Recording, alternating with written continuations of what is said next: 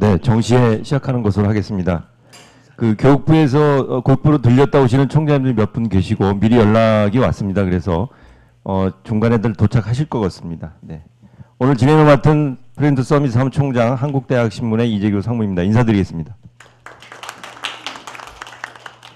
네, 지난 3월 31차 컨퍼런스가 진행되고 이제 5번째 행사입니다. 다음 행사는 6월 8일 국회 사량제 행사만 지금 남아 있습니다.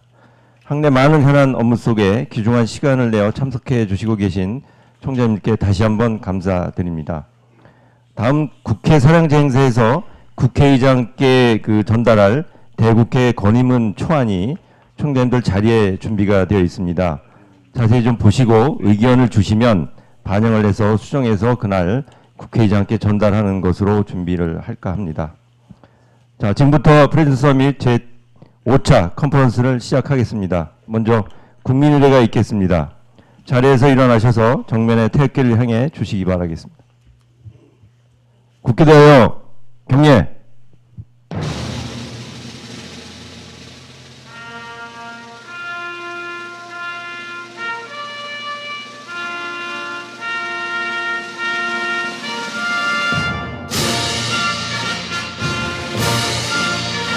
나는 자랑스러운 태극기 앞에 자유롭고 정의로운 대한민국의 무궁한 영광을 위하여 충성을 다할 것을 굳게 다짐합니다.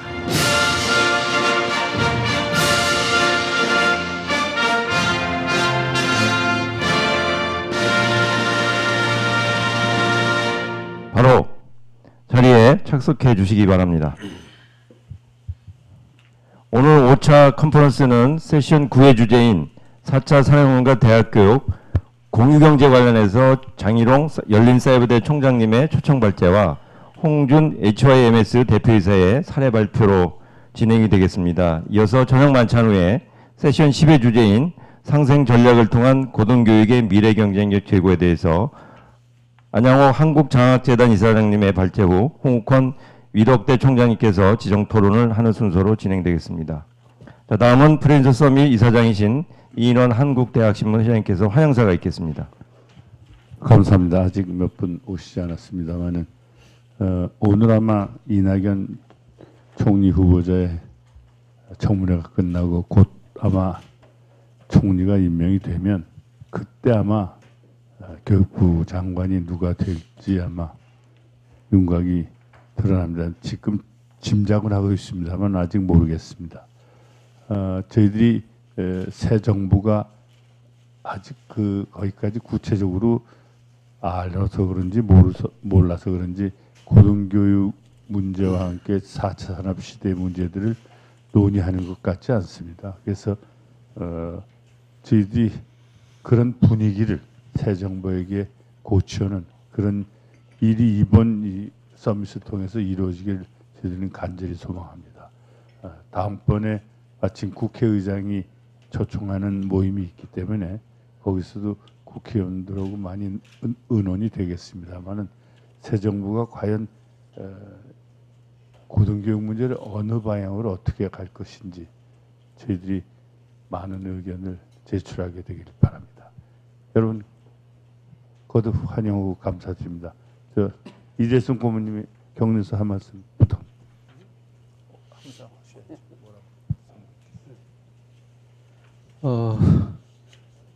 갑자기 마이크를 돌려서 인사 말씀을 드리게 되겠습니다. 우선 우리 대학신문에서 이와 같은 모임을 주선해서 참 유익한 결실을 맺게 해준 점에 대해서 감사를 드립니다. 우리나라 고등교육 정책을 어떻게 입안하면 되느냐, 이때까지 보면은 외국은 전문가 집단에 의해서 오랫동안 토의를 하고 사회 각계 여론을 모아서 앞을 내다보는 그러한 정책을 수립해 왔습니다만은 우리나라의 경우에는 그저 국회에서 몇 사람이 갑자기 자기 생각 나는 대로 입법을 추진해 왔기 때문에 우리나라 고등교육법이나 사립학교법이나 이렇게 보면은 그때그때의 몇 사람의 생각으로 여러 갈래 방향 없이 여러 갈래로 이렇게 제도화 되어 있는 것이 많습니다. 그런데 이번 우리 대학이 프레젠트 서브미트를 통해 가지고 대학인들이 이 미래를 내다보고 진지한 토의와 의견을 나누어서 이걸 집약해 가지고 한 방향을 설정하고 이것을 고등교육 정책으로 반영할 수 있었다고 하는 것은 매우 좋은 방향이 아니냐. 그래서 우리 총장들이 모임이 결실이 되어 가지고 새로운 정부에서의 고등교육 정책의 큰 방향을 이렇게 제시하는 그러한 전기가 될 것으로 기대합니다. 여러분 이렇게 참여해 주신 점에서 진심으로 감사하게 생각합니다. 감사합니다. 네, 두 분께 다시 한번 감사드립니다. 오늘 컨퍼런스 현장도 지난번과 마찬가지로 SNS 페이스북에서 실시간 중계가 되고 있습니다. 또한 한국대학신문 지면과 UNN 넷 사이트에서도 계속적으로 확인할 수 있습니다. 바로 세션 9회 순서로 진행되겠습니다. 오늘도 진행은 김석준 원장님께서 해주시겠습니다. 네, 총장님 여러분 반갑습니다. 이제 우리 서밋도 오늘과 다음 한 번, 이 두 번밖에 안 남았습니다. 이번 새 정부가 출범하면서 대통령 직속으로 일자리에 대한 위원회가 만들어져 있고 또 하나는 4차 산업혁명에 대한 위원회가 대통령 직속으로 지금 만들어진 것 같습니다. 그래서 앞으로 총리나 부총리가 누가 되느냐 관계없이 아마 대통령이 이번 정부의 슬로건으로서 아마 4차 산업혁명을 드는 게 아닌가 하는 그런 생각을 가지게 합니다. 지난번 정부에서는 창조경제였고 또 그전에는 이제 다른 그런 것이었는데 우리 대학 사회에서는 우리가 일찍이 주장했던 이 4차 산업혁명 이것을 우리 대학이 앞서가겠다 하는 것을 어쩌면은 문재인 정부가 뒷바라지 할 수도 있는 그런 상황이 아닌가 하는 그런 긍정적인 생각을 갖습니다. 그리고 오늘 진행도 우선 이 공유경제에 대한 발제와 사례 발표를 하고 곧이어서 바로 이 장학재단 이사장님께서 고등교육의 성장 전략, 상생 전략을 함께 하고 또 다음 국회에 대한 건의안도 이런 것들과 다 서로 유관되기 때문에 세 가지를 함께 해서 마지막 종합 토론회는 공유 경제와 그리고 상생 전략을 통한 경쟁력 제고 그리고 건의문까지를 함께 토론하도록 이렇게 이제 진행하는 게 효율적이지 않을까 하는 그런 생각을 합니다. 그럼 먼저 공유 경제에 대해서 물론 설명하시겠습니다만은 지금 전국에 있는 대학들이 지역적으로 연합대학이라든지 또 함께 이 학교를 운영해가는 이런 노력들을 최근에 참 많이 하고 있습니다. 그래서 오늘 우리 4차 산업혁명과도 관련해가지고 어떻게 하면은 각 대학들이 서로 윈윈하고 서로가 가진 자원 또 여러 가지 이 환경, 인적 자원, 물적 자원, 정보, 네트워크 이것을 서로 어떻게 하면 함께 나눌까 하는 그런 차원에서 이것을 이미 그동안 국내의 국공립대학, 사립대학 53개 대학과 함께 추진해 온 한국열린사이버대학의 장희롱 총장님께서 우선 발표를 해주시겠습니다. 박수로 맞으시기 바랍니다.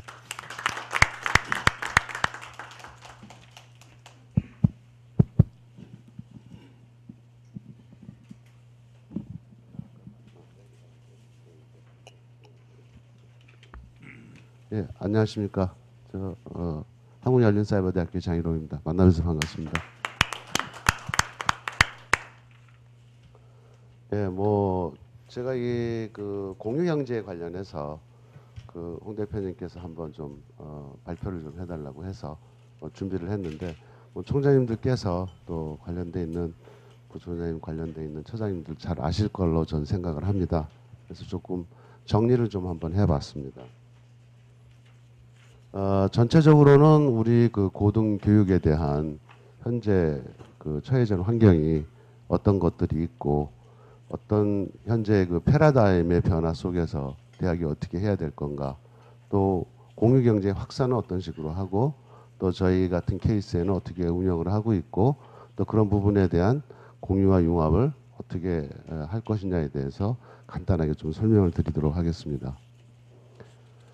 먼저 우리 대학교 이제 관련해서 교육부의 정책적인 방향을 좀 보면 현재 교육 개혁적인 측면에서는 뭐 잘들 아시다시피 구조 개혁에 대한 평가라든가 또 사회 맞춤형 학과를 어떻게 확산시키겠느냐, 또 학사 제도를 어떻게 개선하느냐라고 하는 부분에 대한 것들과 미래에 대해서는 4차 산업혁명에 대해서 어떻게 대비를 하고 또 양극화 해소를 어떻게 해결을 하고 저출산을 극복할 것이냐라고 하는 부분에 대해서 정책적인 입안을 지금 준비를 하고 있는 걸로 알고 있습니다. 저희 우리나라 대학교에 현재 당면하고 있는 과제가 굉장히 뭐 많긴 하지만 여러분들도 뭐 잘 아시다시피 지금 인구가 계속 감소되는 현상이고 또 거기에 의해서 결과적으로는 학생 수를 줄여야 되는 그런 이제 문제점을 갖고 있고 또 그렇게 하다 보니까 당연히 등록금 수임이 이제 감소하게 되는 그런 악순환으로 지금 계속되고 있는 그런 상황입니다. 또 하나는 또 이제 전반적인 사회의 환경이 변화함으로 인해서 또 제도적인 측면에서도 개선이 돼야 되고 또 대학의 어떤 자율성이라든가 글로벌 경영력을 확보하자는 측면에서도 여러 가지 형태의 개선 방안이 지금 준비를 또 해야 되는 그런 당면 과제가 있고 더더군다나 또 급격하게 현재 지금 사회 패러다임이 변하고 교육의 패러다임도 뭐 급격하게 변하는 상황 하에서 어떻게 새로운 교육의 욕구를 또 충족시킬 거냐라고 하는 부분에 대해서도 대학교에서는 또 대책을 마련해야 하는 그런 상황입니다. 그래서 패러다임 변화에 대해서는 뭐 잘 아시겠지만 1차, 2차, 3차 산업에 대한 그런 변화가 있었고 지금 현재는 이제 4차 산업혁명에 대한 어떻게 보면 뭐 지능과 정보가 같이 융합돼서 지금 이미 4차 산업혁명은 시작이 됐다라고 판단이 됩니다.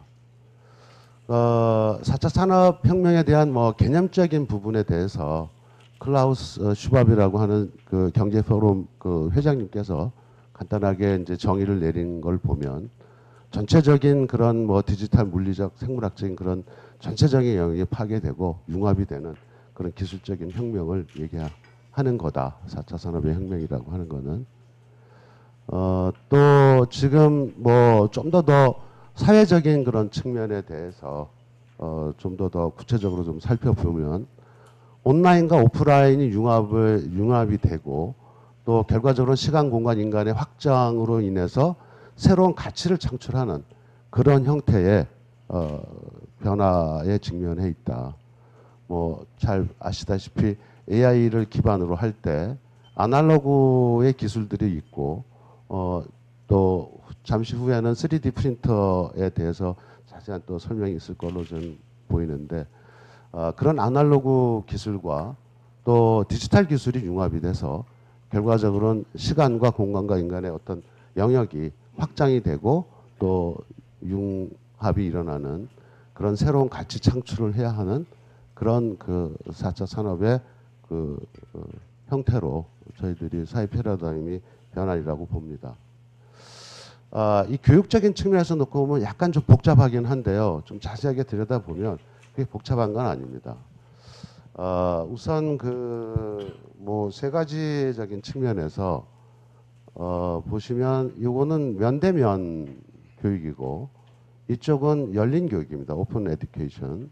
이쪽 부분은 이제 오픈 코스웨어로 해서 변화되는 부분인데 이게 타임 테이블이고 그 타임 테이블에 따라서 어떻게 변화가 되고 있는지 쭉 좀 발표가 됐고 결과적으로는 이것이 어떤 형태로 지금 현재 어떻게 이루어지고 있는지 그런 부분에 대한 설명입니다. 그래서 간단하게 좀 설명을 드리면 면대면 교육은 지금 현재 플립 러닝으로 좀 변화가 되고 있고요. 먼저 온라인으로 교육을 먼저 하고 뭐 필드에서 심각하게 좀 토론을 하는 그런 필립 러닝으로 가고 있고, 또 뭐 오픈 에듀케이션 쪽은 OER 쪽으로 지금 뭐 상당 부분 옮겨져 있는 부분이고, 또 이런 OER에 관련돼 있는 부분도 좀 더 구체적으로 가면 다양한 형태의 이제 무크 기반으로 해서 뭐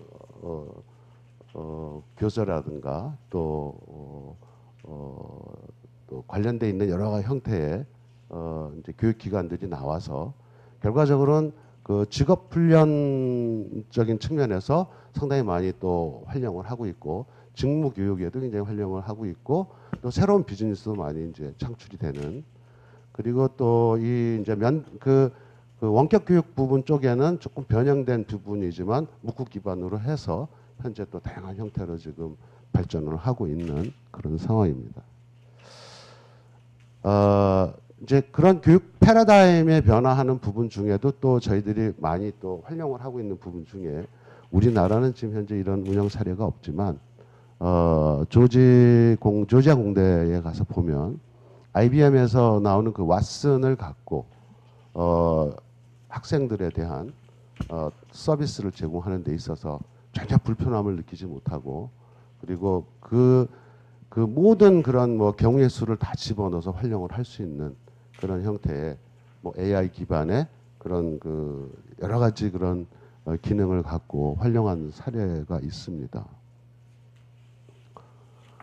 다음은 또 뭐 여러분들도 잘 알다시피 미네르바라고 하는 그런 대학도 전반적으로 이 교육의 패러다임이 변한 상태에서 가장 또 대표적으로 두드러지는 그런 그 대학교라고 볼 수 있습니다. 여기 미네르바 대학은 잘 아시겠지만 뭐 캠퍼스가 실질적으로 뭐 미국에서 있긴 하지만 샌프란시스코에 있지만 샌프란시스코에 학생들이 없습니다. 뭐 전국 각지에 다 흩어져 있고, 교육은 철저하게 그 영상이나 온라인으로만 진행이 되고, 각 나라를 옮겨 다니면서 교육을 시키는 그런 그 대학인데, 이 대학이 하버드 대학 들어가기보다 더 힘듭니다.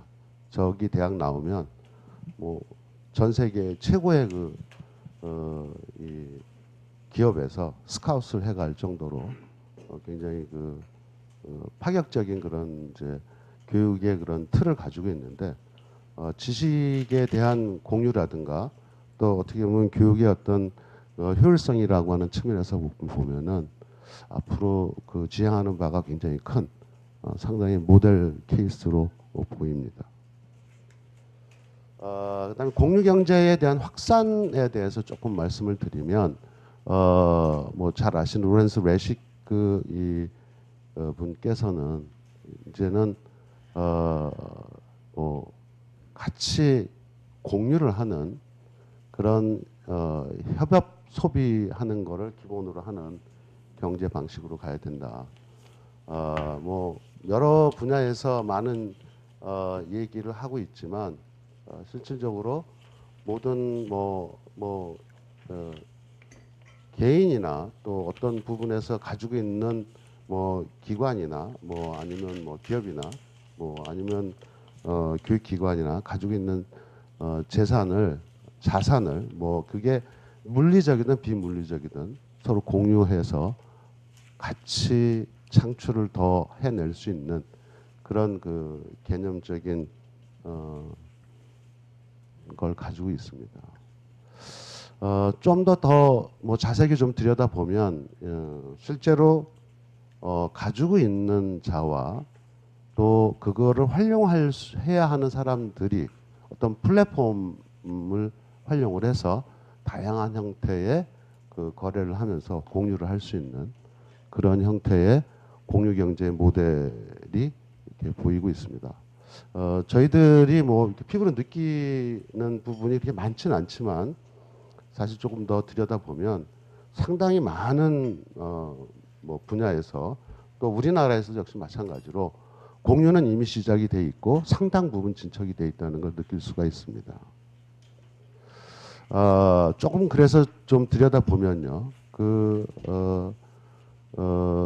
제레미 리필킨이라고 하는 그런 그 분의 말씀을 보면 소유하는 거는 끝났고 이제는 공유의 시대로 간다. 그게 미래 자본주의의 이제 근간이다라고 하고 있습니다. 그거에 대한 이제 대표적인 케이스를 좀 놓고 보면 뭐 여러분들도 잘 알다시피 지금 뭐 우버에 대한 논란도 굉장히 많이 있지만 우버라고 하는 그런 이제 이 전체가 다 여기 있는 이제 공유를 해서 그 기업을 운영하고 있는 전 세계에 대표되는 기업의 탑 10을 여기에 전부 몰아놓은 겁니다. 근데 그 우버 그 지금 뭐 잘 알고 있죠. 우리나라에서는 지금 현재 이걸 인정하고 있지 않지만 우버 택시가 지금 현재 자산의 가치가 510억 달러입니다. 뭐 어마어마한 사실.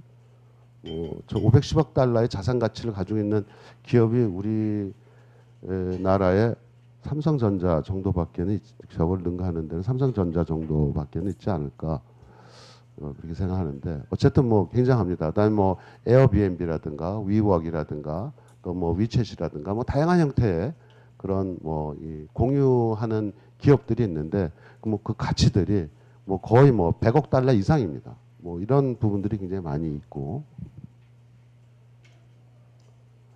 우리나라의 케이스를 좀 들여다보면 저도 이제 잘 몰랐는데 이 부분에 대해서 좀 발표하기 위해서 조사를 좀 해봤습니다. 근데 그 서울시에서 가지고 있는 그런 부분인데요. 이게 서울시 자체 내 지금 현재 우리나라의 서울시에서 운영하고 있는 현재 상태입니다. 이제 물리적인 공간이나 뭐 어떤 물리적인 부분과 그 다음에 비물리적인 부분에 대한 걸로 좀 나눴고 그 다음에 이쪽 좌측에 있는 거는 비영리 재단이고 요 선을 경계해서 우측은 영리 기업입니다. 이렇게 보면 뭐 비영리 기관에도 상당히 많은 그런 부분에서 이미 운영하는 그 업체들이 있고 비영리 부분에서도 상당 부분이 많은 그 공유 경제의 개념을 갖고 운영을 하고 있는 그런 기업들이 서울시에도 굉장히 많습니다. 그래서 우리 주변에 이미 상당 부분 지금 공유 경제가 활성화되고 있다라고 하는 것을 좀 느낄 수가 있습니다.